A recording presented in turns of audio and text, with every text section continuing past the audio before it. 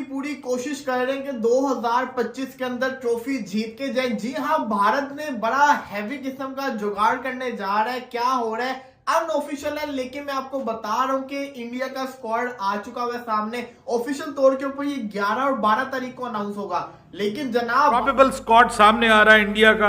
रोहित शर्मा कप्तान, विराट कोहली, शुभमन गिल, यशस्वी जायसवाल और उसके बाद हार्दिक पांड्या, उसके अलावा श्रेयस अय्यर की वापसी हो रही है जी, उनको दोबारा लाया जा रहा है।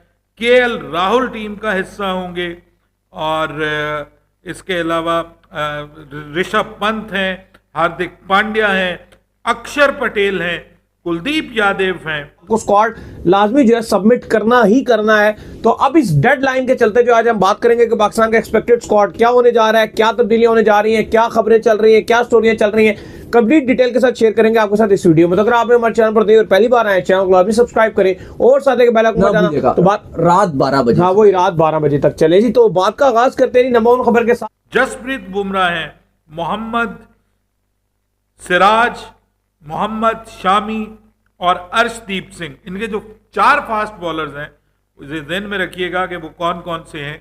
अगर जसप्रीत बुमराह आते हैं तो ये हो जाएंगे ऑब्वियसली जसप्रीत बुमराह, मोहम्मद सिराज, मोहम्मद शामी और अर्शदीप सिंह। इनकी अब का भी जो फास्ट बॉलिंग अटैक है वो अच्छा है। जो 2 स्पिनर्स इस वक्त सामने आ रहे हैं, एक तो ऑब्वियसली उसमें जो है वो कुलदीप यादव है और दूसरे जो है वो अक्षर पटेल को शामिल किया जा रहा है। जबकि ये भी खबरें हैं कि मुमकिन है अक्षर पटेल की जगह जडेजा जो है वो टीम का हिस्सा बन जाए। तो ऑलमोस्ट ये 1-2 पॉइंट्स के ऊपर उनके अंदर डिस्कशन चल रही है। बात कुछ ऐसी है कि 2023 में जो 3 इनके दिग्गज थे, बीएसएस, बुमराह, सिराज और शामी, जिन्होंने आउटस्टैंडिंग बॉलिंग की थी, इंडिया के 11 प्लेयर थे उनमें से 10 ने परफॉर्मेंस करके दिखाई थी। हर किसी की बॉलिंग के अंदर 15-15 विकेट्स और बल्लेबाजी के अंदर 400 प्लस रन है, सिवाय सूर्य कुमार यादव के। अगर हार्दिक होता तो उस वक्त भी बड़ी शानदार परफॉर्मेंस रहती उसकी भी, तो 11 के 11 ही होते। लेकिन इंडिया ने क्या किया है, इंडिया ने बीच में इतना अच्छा टीम चेंज हुई, कभी कुछ हुआ कभी कुछ हुआ, पकड़ के चैंपियंस ट्रॉफी आ रही है इंग्लैंड के खिलाफ सीरीज के अंदर, पकड़ के पूरा 2023 वाला अपना स्क्वाड वापस ले आया, सिवाय सूर्य की जगह। इन्होंने क्या किया, शामी ने अभी तो कोई मैच नहीं खेला, लेकिन शामी को भी वापस बुला लिया। बुमराह भी फिटनेस के ऊपर डिपेंड करता है, लेकिन वो खेलेगा ही खेलेगा चैंपियंस ट्रॉफी। तो जो इंडिया का स्क्वाड मैं आपको बताने जा रहा हूँ, एकदम तबाही किस्म का स्क्वाड है। देखो, टेस्ट की टीम उनकी जैसी मर्जी हो, व्हाइट बॉल की ये टीम बहुत खतरनाक है। व्हाइट बॉल के अंदर 2023 के अंदर लास्ट टूर्नामेंट खेला हुआ है, हम सबको पता है कि वो कैसे ये लोग हार गए। समझ बगैर आप उसमें तब्दीलियां कर सकते हैं। कोई प्लेयर अनफिट हो जाता है, कोई आप बीच में कोई आपका अनफिट प्लेयर फिट हो जाता है तो आप उसको शामिल कर सकते हैं। जैसे इंडिया के अगर जसप्रीत बुमराह इब्तदाई स्क्वाड में हिस्सा नहीं बनते और उसके बाद फिर वो उनकी इंजरी इस नोयत की होती है कि वो 4-5 हफ्ते के बाद फिट हो जाते हैं और वो अवेलेबल हो जाते हैं, तो फिर उनको उस वक्त शामिल कर लिया जाएगा। अब यहां पे पाकिस्तान का स्क्वाड क्या होने जा रहा है। पाकिस्तान का जो स्क्वाड है वो ऑलमोस्ट मैं आपको एक वीडियो पहले भी बता चुका हूं। बहुत सारे नाम तो कंफर्म है ना आपके कि जो आपकी टीम का हिस्सा होंगे। जैसे आपके फखर जमान की वापसी हो रही है टीम के अंदर, उसके बाद फिर बाबर आजम है, मोहम्मद रिजवान है, ये कंफर्म है आपकी टीम का हिस्सा हर सूरत में होंगे। उसके बाद फिर आपके कामरान गुलाम हैं, आप सलमान अली आगा हैं। ये वो प्लेयर्स हैं जो स्लॉट्स ऐसी हैं कि जो कंफर्म्ड हैं, जिनको आप बोलोगे कि लड़ाई नहीं है इनके लिए। ये तो 11 नाम आ गए, अब 4 के लिए आप लड़ाई करो कि किसके लिए कितने मध्य मुकाबले हैं।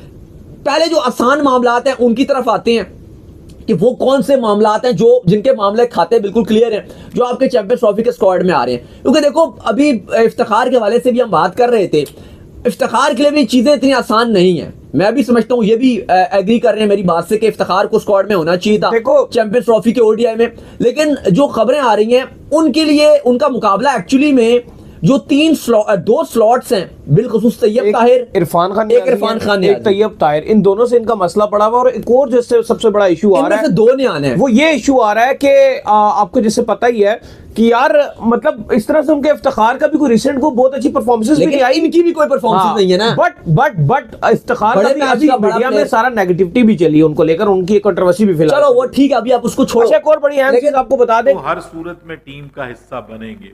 अब खबरें ये आ रही हैं कि स्क्वाड का जो बैटिंग वाला पहलू है उसमें वापसी होने जा रही है इमाम उल हक की। जी हां, इमाम उल हक को ओडीआई स्क्वाड का हिस्सा बनाया जा सकता है। और कहीं कहीं यह भी जिक्र हो रहा है कि शान मसूद के बारे में भी बात की जा रही है कि उनको क्यों ना ओडीआई स्क्वाड का हिस्सा बना लिया जाए चैंपियंस ट्रॉफी के लिए। इसके ऊपर भी बात हो रही है।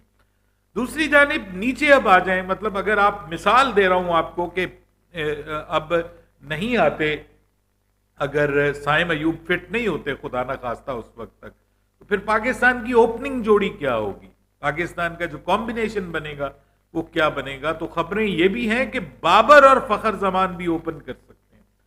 बाबर और फखर जमान टीम में ओपनिंग कर सकते हैं। एक नई ओपनिंग जोड़ी जो है वो आ सकती है चैंपियंस ट्रॉफी के लिए। और वो वजह ये है कि अगर आप इमाम उल हक को शामिल कर लेते हैं और इमाम और फखर ओपनिंग करते हैं तो उससे बेहतर बाहर था। और वाइड बॉल के अंदर ही T20 के चैंपियन भी रहे हैं। तो वाइड बॉल की ये बहुत खतरनाक टीम है। स्क्वाड आप देखिए अनऑफिशियल है, लाइकली स्क्वाड है, लेकिन है क्या सुनिएगा जरा। रोहित शर्मा, जायसवाल, शुभमन गिल, केएल राहुल, ऋषभ पंत, रविंद्र जडेजा, अक्षर पटेल, कुलदीप यादव, हार्दिक पांड्या, इसी के साथ साथ शामी, सिराज, बुमराह, अर्शदीप सिंह, श्रेयस अय्यर का मैं नाम भूल गया, श्रेयस अय्यर, ये सारे के सारे इंडिया के स्क्वाड के अंदर आते हैं। अब इंडिया की इसके अंदर प्लेइंग 11 क्या बनेगी, सबसे बड़ा सवाल ही है, क्योंकि दिग्गज खिलाड़ी तो आ गए हैं। अब देखो ना, अय्यर और राहुल में से कोई एक खेलेगा, पंत तो खेलेगा ही खेलेगा, साथ ही साथ जडेजा, अक्षर तो खेलेंगे। यूएई की कंडीशन है, उस विंड को सूट करती होती है। तो देखना ये कि इंडिया की परफेक्ट 11 क्या होगी। गिल खेलेगा या नहीं खेलेगा, जायसवाल खेलेगा, बैकअप ओपनर के तौर पे कौन जाएगा।